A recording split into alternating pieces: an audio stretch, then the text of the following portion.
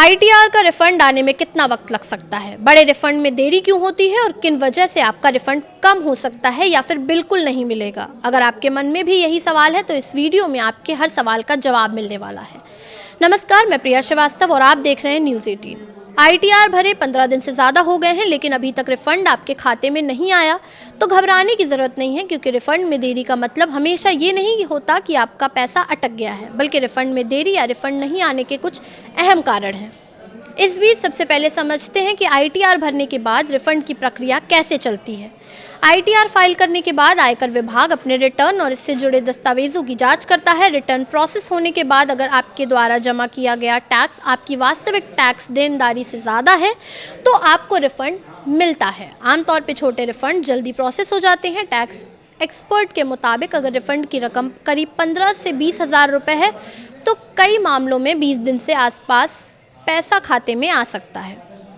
लेकिन अगर रिफंड की रकम बड़ी है तो विभाग को अतिरिक्त जांच के लिए ज़्यादा समय लग सकता है।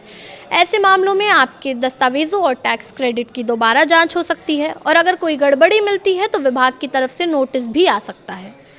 इस बीच अगर सब कुछ सही पाया गया तो बड़े रिफंड में भी आमतौर पर कुछ महीने लग जाते हैं। आईटीआर की प्रोसेसिंग आयकर अधिनियम की धारा 143(1) के तहत होती है। सेंट्रलाइज्ड प्रोसेसिंग सेंटर यानी सीपीसी के पास रिटर्न प्रोसेस करने और इंटीमेशन जारी करने के लिए संबंधित आकलन वर्ष से जुड़ी निर्धारित समय सीमा होती है। लेकिन अब सबसे ज़रूरी सवाल है कि किन मामलों में रिफंड मिलेगा ही नहीं। पहली स्थिति, अगर आपका टीडीएस, टीसीएस और एडवांस टैक्स मिलाकर आपकी कुल टैक्स देनदारी के बराबर है तो आपको रिफंड नहीं मिलेगा। दूसरी स्थिति, अगर आपकी आय के मुकाबले कम टैक्स जमा हुआ है तो रिफंड मिलने के बजाय आपको अतिरिक्त टैक्स चुकाना पड़ सकता है। वहीं तीसरी और बेहद अहम वजह है आय छूट जाना। मान लीजिए बैंक से मिला ब्याज, शेयरों से हुई कमाई, किराए से मिली आय या कोई दूसरी आय आपने आईटीआर में नहीं दिखाई। बाद में अगर आयकर विभाग को इसका पता चलता है तो आपकी टैक्स देनदारी दोबारा कैलकुलेट हो सकती है। ऐसे में रिफंड कम हो सकता है, ख़त्म हो सकता है या फिर आपको अतिरिक्त टैक्स की मांग का सामना करना पड़ सकता है।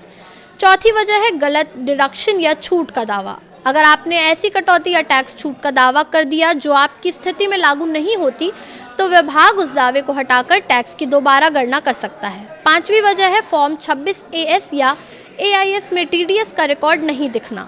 अगर आपने टैक्स कटवाया है लेकिन उसका क्रेडिट आपके 26AS या AIS में दिखाई नहीं दे रहा तो उस रकम को क्रेडिट मिलने में परेशानी हो सकती है। इसका असर आपके रिफंड पर भी पड़ सकता है। और एक बहुत सामान्य वजह है बैंक अकाउंट की समस्या। रिफंड बन तो गया लेकिन बैंक अकाउंट की जानकारी गलत है, अकाउंट वैलिडेट नहीं है या बैंकिंग से जुड़े कोई दूसरी समस्या है तो पैसा आपके खाते में नहीं पहुंच पाएगा। इसके अलावा अगर पिछले सालों का कोई बकाया टैक्स है तो आयकर विभाग आपके मौजूदा रिफंड को उस बकाये के खिलाफ एडजस्ट कर सकता है। तो अगर आपने आईटीआर भर दिया है और 15-20 दिन में रिफंड नहीं आया तो सबसे पहले घबराने के बजाय अपना रिटर्न स्टेटस 26AS, AIS और बैंक अकाउंट डिटेल्स ज़रूर चेक करें। याद रखिए, आईटीआर फाइल करना और रिफंड मिलना दो अलग अलग प्रक्रिया है। अगर आपका रिटर्न सही है, टैक्स क्रेडिट सही है, बैंक डिटेल्स ठीक है और कोई पुराना बकाया नहीं है तो सिर्फ कुछ दिनों की देरी का मतलब ये नहीं कि आपका रिफंड फंस गया है। लेकिन अगर देरी लंबी हो रही है या रिफंड की रकम उम्मीद से कम दिखाई दे रही है तो विभाग की तरफ से जारी किसी इंटीमेशन या नोटिस को नज़रअंदाज बिल्कुल ना करें। यानी रिफंड का इंतज़ार कर रहे हैं तो थोड़ा धैर्य रखें लेकिन अपने दस्तावेज और टैक्स रिकॉर्ड की जांच ज़रूर करते रहें। फिलहाल इस वीडियो में इतना ही। ऐसे ही और वीडियोस के लिए देखते रहिए न्यूज़ 18।